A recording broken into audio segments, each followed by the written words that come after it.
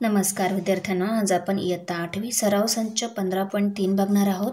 त्यामधील आपला पहिला प्रश्न, चौकोन ABCD मध्ये लेंथ AB बरोबर 13 सेंटीमीटर, लेंथ DC बरोबर 9 सेंटीमीटर, लेंथ AD बरोबर 8 सेंटीमीटर. तर चौकोन ABCDचे क्षेत्रफळ काढा. तर बघा, ABCDचे आपल्याला क्षेत्रफळ काढायचे आहे. आपल्याला लांबी कशाची दिली आहे? AB ची लांबी दिली आहे 13 सेंटीमीटर, DC दिला आहे 9 सेंटीमीटर, AD दिला आहे 8 सेंटीमीटर. म्हणजे AD म्हणजे ही लांबी दिलेली आहे. इथे हा 90 अंशाचा कोन आहे, बरोबर. म्हणजे ह्या दोन काय आहे? पॅरलल लाईन आहे. त्याच्यावर हा काय आहे? लंब आहे. म्हणजे ही काय दिलेली आहे? ही उंची दिलेली आहे. तर आपण दिलेल्या किमती पहिले लिहून घेऊया. लेंथ AB बरोबर 13 सेंटीमीटर, लेंथ DC बरोबर 9 सेंटीमीटर, लेंथ AD बरोबर 8 सेंटीमीटर. चौकोन ABCD हा समलंब चौकोन आहे. कोणता चौकोन आहे हा? समलंब चौकोन आहे. तर बघा, आकृतीत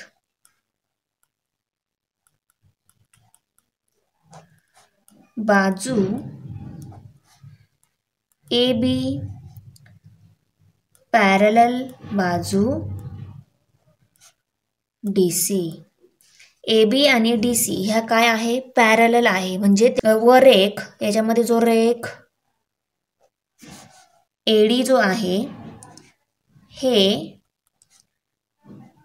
समांतर बाजूंमधील अंतर म्हणजेच उंची आहे. AD काय आहे? समांतर बाजूंमधील अंतर. ह्या दोन बाजू काय आहे? अंतर बाजू DC. AB आणि DC ह्या काय आहे? समांतर बाजू आहे. आणि रेख AD जो हा आहे ना, तो त्या दोन समांतर बाजूंमधील अंतर आहे. म्हणजेच काय आहे? उंची आहे. आता आपल्याला समलंब चौकोनाचे क्षेत्रफळ काढायचे आहे. आपण सूत्र लिहून घेऊया. समलंब चौकोनाचे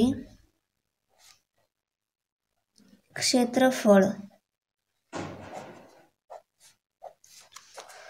बरोबर 1/2 गुणुले समांतर बाजूंच्या लांबीची बेरीज. ओके, समांतर बाजूंच्या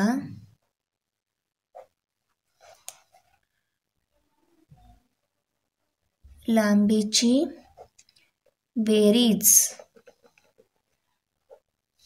गुणुले उंची. दिलेल्या चौकोनामधील ज्या दोन समांतर बाजू आहे त्यांची बेरीज करायची आहे आणि त्या बेरीजेला उंचीने गुणायचं आहे. सूत्रामध्ये किमती टाकून घेऊया. तर बघा, समलंब चौकोनाचे क्षेत्रफळ जे आहे ते आपण A इंटू चौरस ABCD यांनी दाखवू शकतो. ओके, हे आहे समलंब चौकोनाचे क्षेत्रफळ. क्षेत्रफळ A ने डिनोट केलं जातं. चौकोन ABCD याचे क्षेत्रफळ आहे. बघा, बरोबर 1/2 गुणुले समांतर बाजूंच्या लांबीची बेरीज. तर समांतर बाजू कोणत्या कोणत्या आहेत बघा? लेंथ AB अधिक लेंथ DC. या समांतर बाजू आहे, त्यांची बेरीज घ्यायची आहे. त्यांना एका बॉक्समध्ये घेतलं. गुणुले उंची जी आहे लेंथ AD, बरोबर. आता 1/2 गुणुले लेंथ AB किती दिलेला आहे? 13. लेंथ DC किती दिलेली आहे? 9 अधिक 8. सॉरी, इथे गुणुले 8 आहे आपले. यांची बेरीज घ्यायची आहे आणि यांच्या बेरजेसोबत याचा गुणाकार आहे उंचीचा. तर बघा, 1/2 गुणुले, आता 13 अधिक 9 किती होतात? 22 होतात आणि हा 8 त्यांच्यासोबत गुणाकारामध्ये आहे. आता 2 आणि 22 हे 2च्या पटीतले आहे. या दोघांना पण 2ने भाग जाऊ शकतो. देऊन घेऊया. बेक बे बेक बे बेक बे. किती राहिले? 11 गुणुले 8. तर बघा 1 8 8 1 8 8 किती आले? 88 चौरस सेंटीमीटर. बरोबर. तर आपण इथे लिहून घेऊया एरिया ऑफ चौरस ABCD इज इक्वल टू 88 चौरस सेंटीमीटर. चौकोन ABCD चे क्षेत्रफळ 88 चौरस सेंटीमीटर आहे.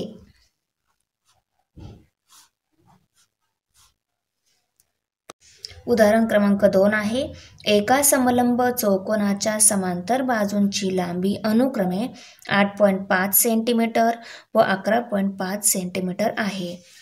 त्यांची उंची 4.2 सेंटीमीटर आहे. तर त्या चौकोनाचे क्षेत्रफळ काढा.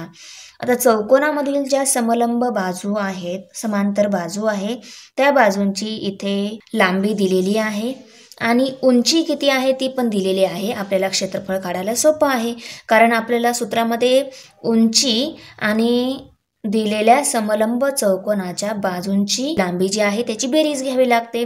त्या सगळ्या किमती इथे दिलेल्या आहे. आपण पहिल्या किमती लिहून घेऊया. तर बघा समलंब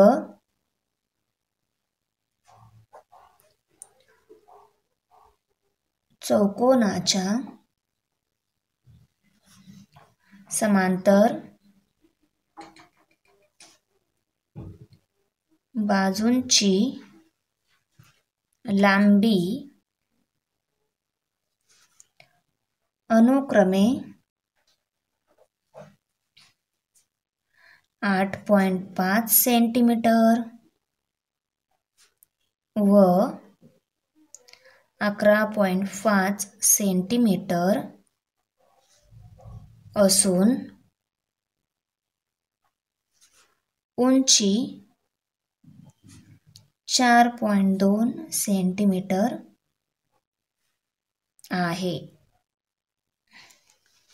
आता बघा समलंब चौकोनाचे क्षेत्रफळ काढायचे आहे. आपण इथे लिहून घेऊया. समलंब चौकोनाचे क्षेत्रफळ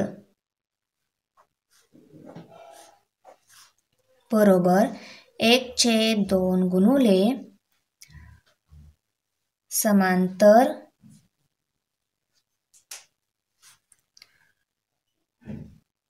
बाजूंच्या लांबीची बेरीज यांना गुणुले करायचं आहे उंची गुणुले उंची. तर बघा 1/2 गुणुले समांतर बाजू कोणत्या कोणत्या आहेत? समांतर बाजू दिलेल्या आहे 8.5 अधिक 11.5 गुणुले उंची किती दिलेली आहे? 4.2. तर बघा 1/2 गुणुले 8.5 अधिक 11.2 इथे बेरीज करून घेऊया. 8.5 अधिक 11.5 5 आणि 5 10 होता. 10चा शून्य इथे हातच्याला 1. 8 आणि 1 9 होतात. 9 आणि 1 10. 10चा शून्य इथे हातच्याला 1 आला. 1 आणि 1 2 आणि इथे आहे दशांश चिन्ह. म्हणजे उत्तर काय आहे? 20.0 म्हणजे 20च आहे. म्हणजे इथे 20 गुणुले 4.2. आता 2 आणि 20 हे दोघं पण 2च्या पटीत आहे. दोघांना पण 2 भाग जातो. भाग देऊन घेऊ. बेक बे बेक बे आणि हा 0 आहे असंच. आता आपल्याला गुणाकार करायचा आहे 10 गुणुले 4.2. 10 दुने 20 होतात. 20चा शून्य इथे हातच्याला आले 2. 10 चौक 40 40 आणि 2 42 420 आले आणि याच्यामध्ये आपल्याला दशांश चिन्ह द्यायचं आहे. या दोघांचा गुणाकार केला आपण. दोघांमध्ये दशांश चिन्हाच्या उजव्या साईडला किती अंक आहेत? 1. मग उत्तरामध्ये पण दशांश चिन्हाच्या उजव्या साईडला 1 अंक यायला पाहिजे. अशा ठिकाणी दशांश चिन्ह द्यायचं. म्हणजे उत्तर काय आलं? 42.0 म्हणजे 42च हे आलं समलंब चौकोनाचे क्षेत्रफळ. चौरस सेंटीमीटर. समलंब चौकोनाचे क्षेत्रफळ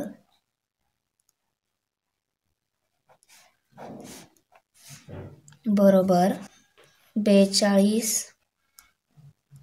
चौरस सेंटीमीटर आहे. उदाहरण क्रमांक 3 आहे. चौकोन PQRS हा समद्विभुज समलंब चौकोन आहे. लेंथ PQ बरोबर 7 सेंटीमीटर. रेख PM लंब बाजू SR. लेंथ SM बरोबर 3 सेंटीमीटर. समांतर बाजूंमधील अंतर 4 सेंटीमीटर आहे. तर चौकोन PQRS चे क्षेत्रफळ काढा. आता आपल्याला PQRS चे क्षेत्रफळ काढायचे आहे. त्यांनी पहिल्याच वाक्यात काय सांगितलं आहे? चौकोन PQRS हा समद्विभुज समलंब चौकोन आहे. म्हणजेच या दिलेल्या चौकोनाच्या PS आणि QR ह्या दोन ज्या असमांतर बाजू आहे त्यांची उंची सारखीच आहे. बघा, इथून PM हा लंब दिलेला आहे, याची उंची 4 सेंटीमीटर. इथून आपण Q पासून जर लंब टाकला SR वर तर ही पण काय असणार आहे? उंचीच असणार आहे. तर दोन्ही असमांतर बाजूंची उंची काय झाली? सारखीच झाली. बरोबर की नाही? तर आपण इथून SR वरती Q पासून इथपर्यंत लंब टाकून घेऊ उत्तराच्या आकृतीमध्ये. आपण पहिले लिहून घेऊ. चौकोन PQRS हा समद्विभुज समलंब चौकोन आहे. आपण इथे लंब काढून घेतला. ह्या लंबाची उंची ह्या लंबाच्या उंच्या इतकीच आहे. ही जर 4 दिलेली आहे तर ही पण काय आहे? 4च आहे. ही तर 3 दिलेली आहे तर ही पण काय असणार आहे? 3च असणार आहे. तर इथे N असं लेबल करून घेऊया. हा पॉइंट जो आहे QN हा SR वर लंब आहे. Length PS is equal to length QR. PS जो आहे QR इतकाच आहे. बरोबर, म्हणून आपण इथे इक्वल लिहून घेतलं. समांतर बाजूंमधील अंतर बरोबर PM बरोबर 4 सेंटीमीटर. ह्या ज्या समांतर बाजू आहे त्यांच्यामधील अंतर हे किती झालं आपलं? इथं 4 दिलेलं आहे म्हणून काय असणार आहे? 4 सेंटीमीटर असणार आहे. आता रेख QN लंब बाजू SR काढू. रेख QN लंब बाजू SR. SR या बाजूवरती QN हा जो लंब आहे त्याची लांबी काढून घेऊ. तर बघा, जर PS इक्वल टू QR आहे तर PM इक्वल टू QN का नसणार आहे? बरोबर, म्हणजेच याची उंची काय आहे? सारखीच आहे. म्हणून आपण इथे 4 लिहून घेतली. बरोबर. त्यानंतर बघा, बाजू PQ किती दिलेली आहे? 7 सेंटीमीटर. आणि लेंथ SM जी दिलेली आहे ती दिलेली आहे 3 सेंटीमीटर. ती आपण इथे लिहून घेऊ. लेंथ PQ बरोबर 7 सेंटीमीटर. लेंथ SM बरोबर 3 सेंटीमीटर.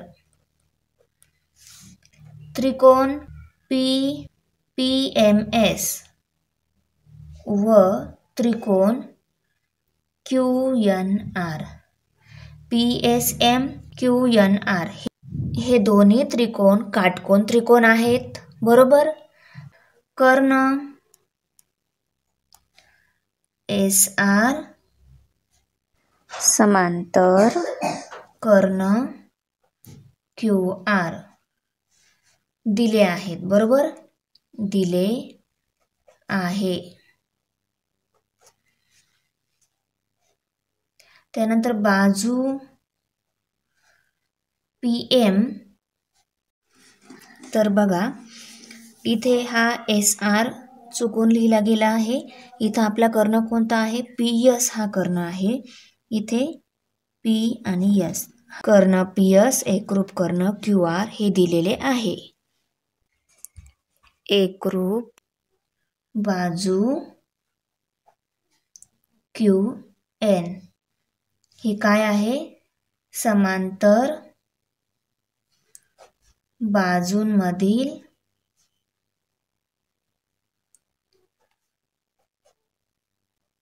अंतर.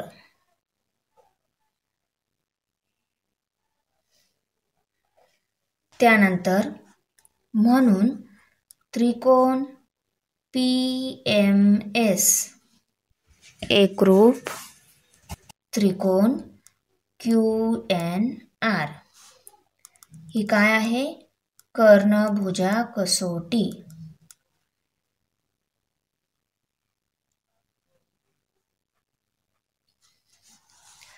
म्हणून लेंथ NR बरोबर लेंथ SR SM, बरोबर, M आहे इथे. हे काय आहेत? एकरूप त्रिकोणांच्या संगत बाजू. एकरूप त्रिकोणाच्या संगत बाजू. आता बघा, म्हणून लेंथ NR बरोबर 3 सेमी. चौकोन PMNQ हा आयत आहे, बरोबर. आता बघा, म्हणून लेंथ MN बरोबर लेंथ PQ बरोबर 7 सेंटीमीटर. किती आहे? PQ इतकाच MN ची लांबी आहे, ती आहे 7 सेंटीमीटर. हा जर आयत आहे, आयताच्या ह्या काय आहे? समोरील बाजू आहे, त्यांची लांबी काय असते? समान असते. तर इथं आपण लिहून घेऊ आयताच्या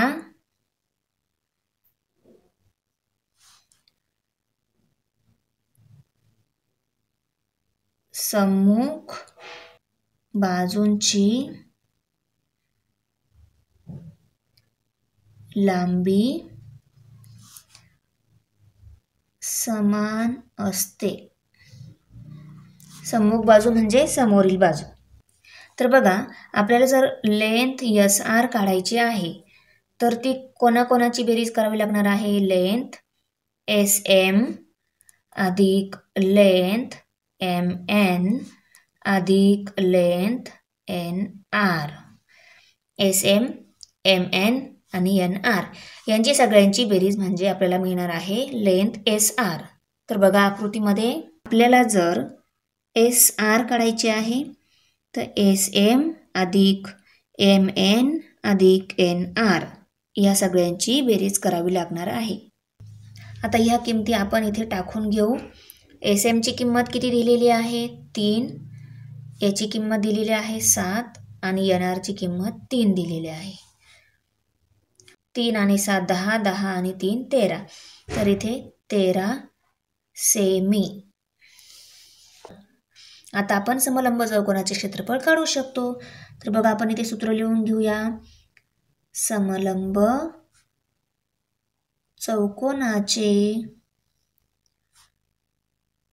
क्षेत्रफळ बरोबर 1/2 गुणुले समांतर बाजूंच्या लांबीची बेरीज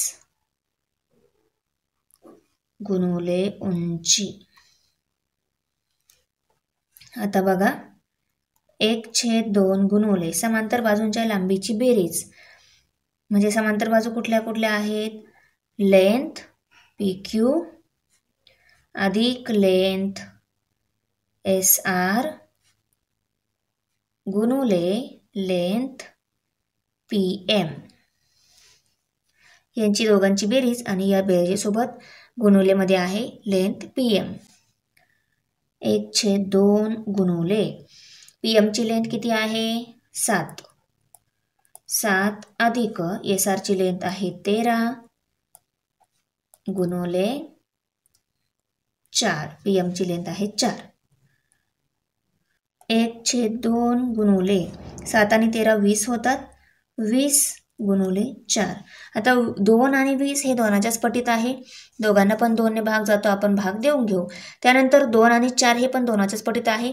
या दोघांना 2 ने भाग द्या, नाही तर या दोघांना 2 ने भाग द्या. उत्तर सारखंच येणार आहे. बघा बेकबे आणि हा 0 आहे असंच. किती राहिले? 10. 10 गुणुले 4 केलं तर किती येणार आहे? 40 चौरस सेंटीमीटर. चौकोन PQRS चे क्षेत्रफळ